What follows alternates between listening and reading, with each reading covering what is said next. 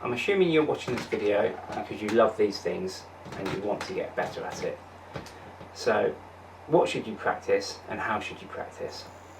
Well, I've developed a few routines that I'm going to share with you, and I'm also going to share some of the principles of practicing, not just for guitar but for anything that you want to become good at.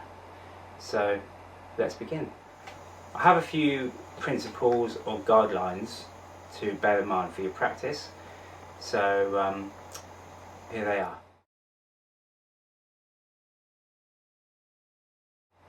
So principle 1 is make sure your practice is fun. If you're getting bored or you're not enjoying it, then do something else.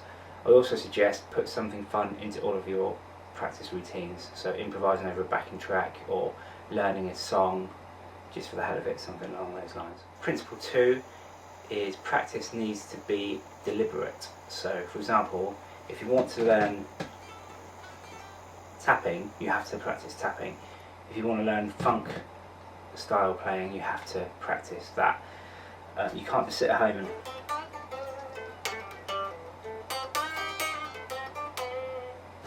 and learn what you need to learn to become a better guitar player. You need to focus and concentrate on one thing at a time.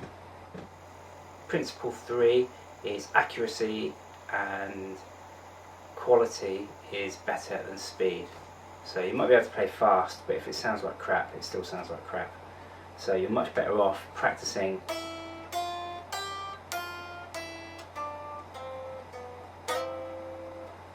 nice and slow, but making it sound good. Principle 4, set yourself some goals. So if there's a song that you can't play, or if there's a tempo that you want to be able to play something at, set it as a goal and work towards it. This will keep you encouraged. Principle 5, be patient. You can't walk before you can run, and likewise you need to work on these things daily to get better. And just because you can't see progress, I bet somebody that doesn't watch you or listen to you every day, that comes along and looks at you in a month, will see a lot of progress. So just keep with it and your muscle memory will start to form. Principle 6, keep it interesting and keep it new. So keep looking at different ways of doing things. So if you're bored of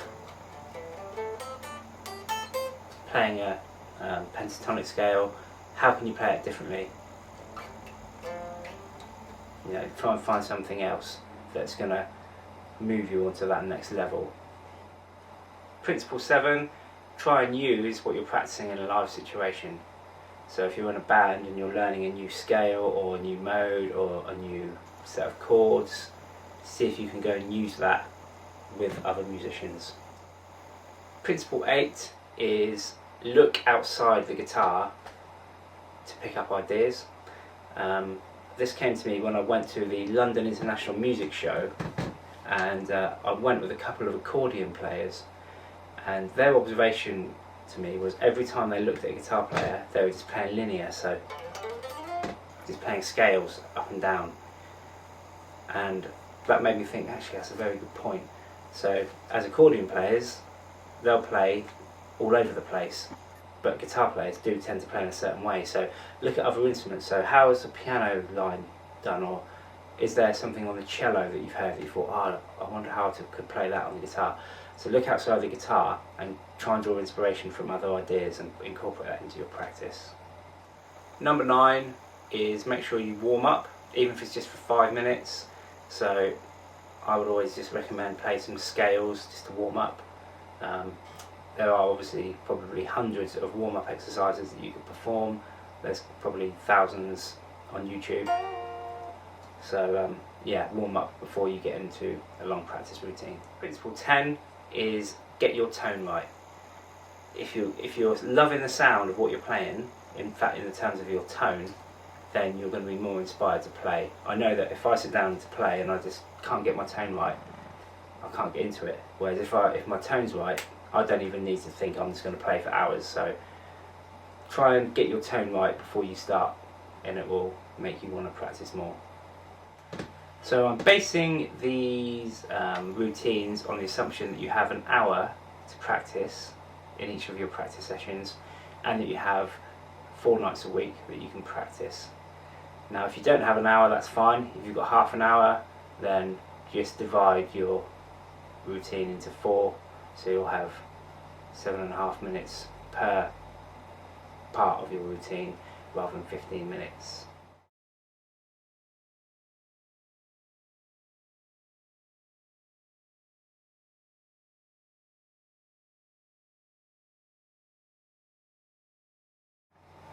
So as a guitar player, you're going to spend probably 70% plus of your time playing rhythm. So whilst lead guitar is probably more fun, you need to spend a lot of your time practicing your rhythm and your chords. So the way we're going to do that is we're going to take a basic chord progression. So let's say a 2-5-1.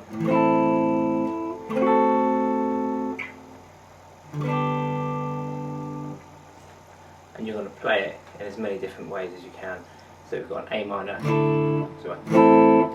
a D7 and a G. So I'm going to play it, so A minor,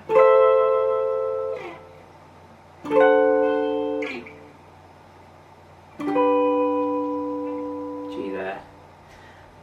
But you're going to try and play it in as many different places as you can.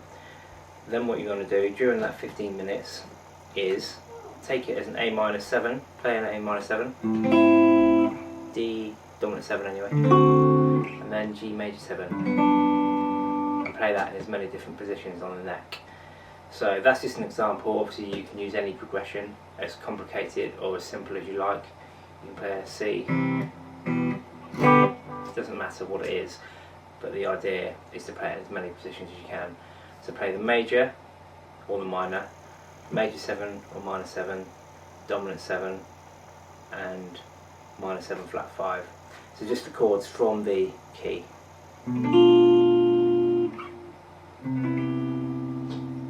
Okay, so 15 minutes, take a chord progression, play it in as many different positions on the neck as you possibly can. So the second part of your chords and rhythm practice routine is going to be playing the arpeggios. So this will involve playing them as single notes, as well as didn't happen there, as well as so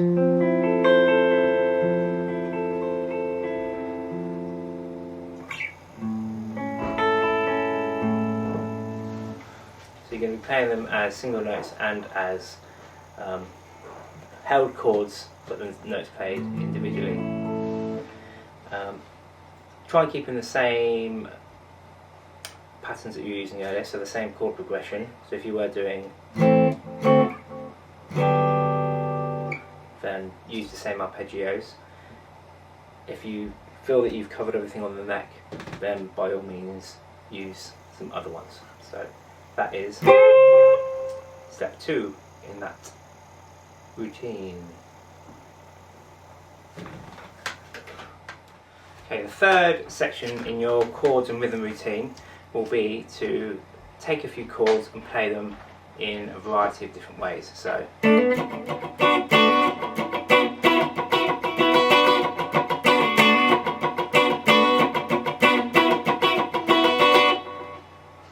for example, that could be one way.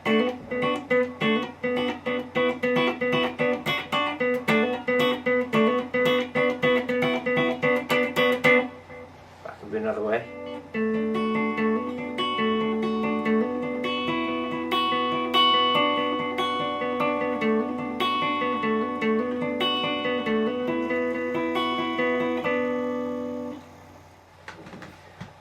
Okay, section 4 of your chords and rhythm routine is going to be to buy one of these, which is a real book.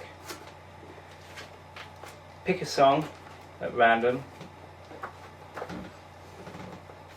I Should Care, for example, and try and learn all of the chords in the song.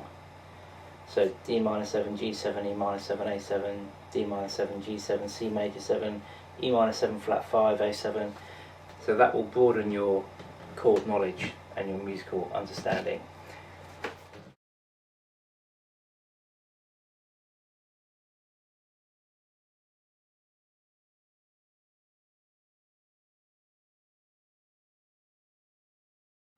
So routine 2 is lead playing. So number one skill or knowledge based thing that you need to learn is scales. So that could be just your pentatonic scale, it could be your modes, it could be major scales. So what I would suggest is take one key and spend 15 minutes on that key. So if it's a key you don't use much, like B major, all the better.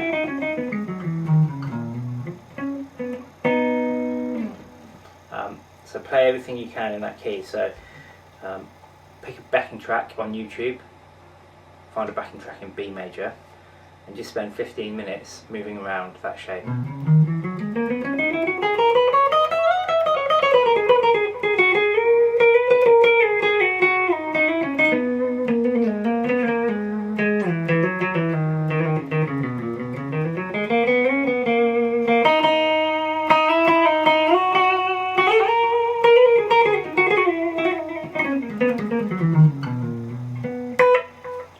Okay, so get to learn where everything is in that key. So that will be the first one. So practice your scale, your major scale, then practice all your modes in the key. And just keep moving around the neck. You want to go to here, you want to go here, you want to go here, so that you know where everything in B major lies. So again, it's better to take it slowly, learn it properly, and then develop the speed over time. So part 2 of your lead playing routine will be picking. So mainly we're just going to concentrate here on alternate picking. If you are a person that prefers economy picking, that's fine, but whatever style you're trying to develop, spend 15 minutes.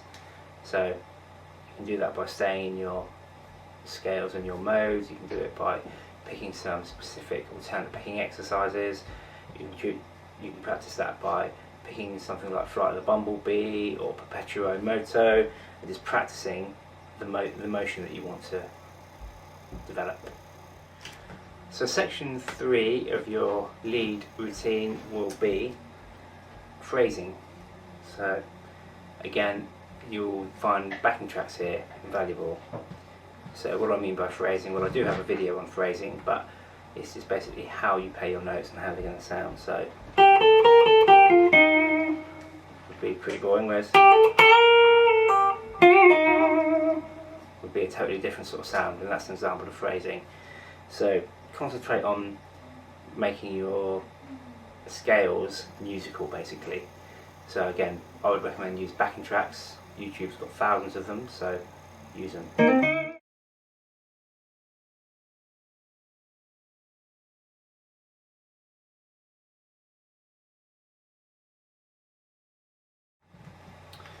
So routine 4 is around all-round technique. So I would use here things such as sweep picking. So that could form one of your 4 areas. String skipping, tapping,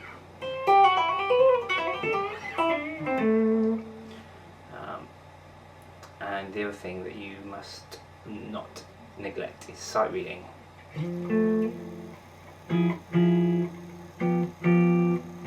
So again, the real book is great for that as well. So it doesn't have to be those 4, obviously you can choose what 4 areas you want to work on based on what you're looking to develop at the time. It may be that you're looking to develop bending or vibrato, so put those in and spend 15 minutes on each of the areas that you're looking to develop. So that would be your technique workout.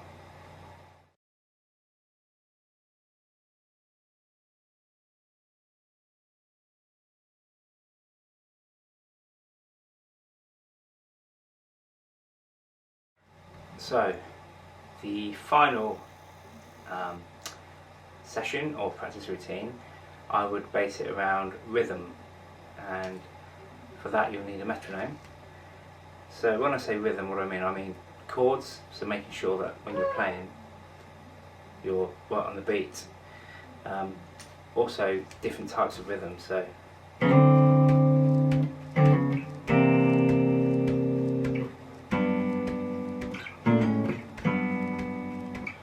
little things that you wouldn't normally do, like sliding into notes and pulling off into notes and things like that. If you're a metal player, then syncopated rhythms, muted rhythms, all that sort of stuff. Also picking rhythms.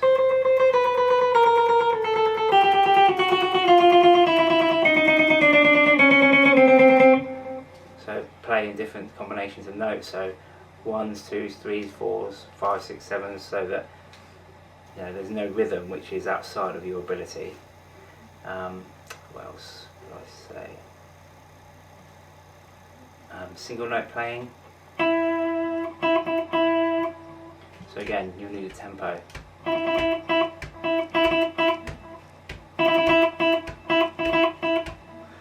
So pick some different rhythms, African.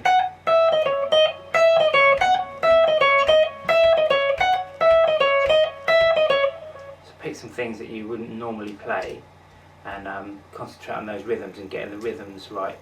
So your right hand is locked into the beat. Also in rhythm you'd want speed, so increasing your speed and cleaning up as well. So getting faster but still keeping your playing sounding good and sounding clean. So there's lots of ways of doing that. So you can build up slowly, so let's say you start your metronome at 60 beats per minute and then move up over a couple of weeks to 80. Another way of doing it is start it at 80 so that you're pushing yourself and then moving it back to say 70, so that feels more relaxed.